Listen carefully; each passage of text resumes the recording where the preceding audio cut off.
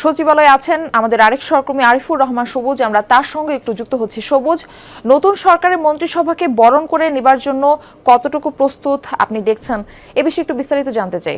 মূলত নতুন যে মন্ত্রী প্রতিমন্ত্রীরা রয়েছেন তাদেরকে বরণ করার জন্য গতকালকে থেকে প্রস্তুতি চলছে এবং সেই প্রস্তুতি কিন্তু আজকেও আমরা দেখতে পাচ্ছি। RFL gas stove hassle free auto ignition নিশ্চিত করে ঝামেলাহীন রান্না। আরএফএল গ্যাস স্টোভ, নিরাপদ ও ঝামেলাহীন। আমি এই মুহূর্তে রয়েছি বিদ্যুৎ জ্বালানি ও খনিজ সম্পদ মন্ত্রণালয়ে। এখানে নতুন একজন প্রতিমন্ত্রী দেয়া হচ্ছে।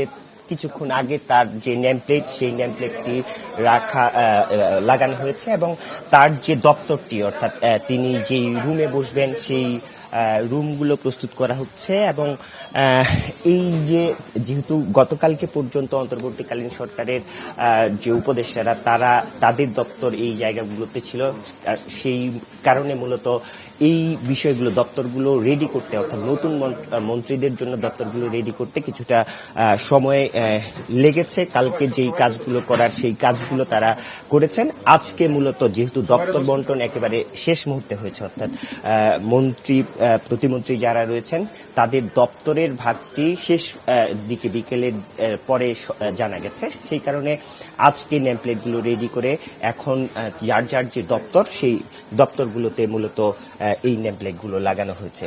এর পাশাপাশি যারা সচিবালয়ের কর্মকর্তা কর্মচারী রয়েছেন তারা তাদের মতো করে, যারা নতুন নবনির্বাচিত মন্ত্রী প্রতিমন্ত্রী রয়েছেন তাদেরকে বরণ করার জন্য সবাই অপেক্ষা করছেন। এক ধরনের উৎসবের আমেজ কিন্তু এই সচিবালয়ে আমরা দেখতে পাচ্ছি। এবং এর পাশাপাশি যেহেতু প্রধানমন্ত্রী আজকে আসবেন, নতুন প্রধানমন্ত্রী দুপুরের দিকে সাভারের স্মৃতিসৌধে শ্রদ্ধা নিবেদনের পর, সেই কারণে এই এলাকায় সচিবালয়ে নিরাপত্তা ব্যবস্থা গত কয়েকদিনের চেয়ে অনেক বেশি বাড়ানো হচ্ছে এবং প্রধানমন্ত্রী আসার অপেক্ষায় এখন সচিবালয়।